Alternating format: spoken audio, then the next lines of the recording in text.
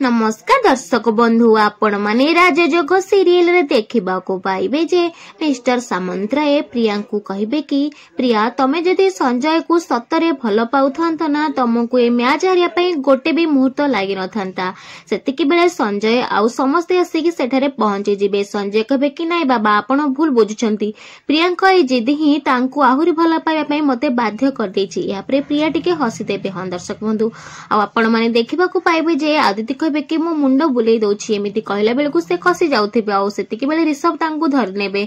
ऋषभ का हाथ रे थिबा ब्रीफकेस तळे पड़ी जिवो आ सेथिरे बहुत सारा टंका थिबो। से टंका मध्ये खोलिकी तळे पड़ी जिवो।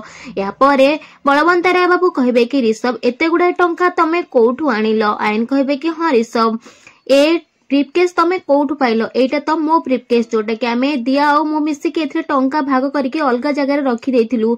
ए तमे ब्रीफकेस कोठु आइलो, ताहाले तमे हम रूम रे टंका चोरी करि आनछ। हां दर्शक बंधु ऋषभ कर चोरी समस्त सामना को आसी गला। ऋषभ को समस्ते कोन कहिबे, केमिति ऋषभ तांको भूल मांगी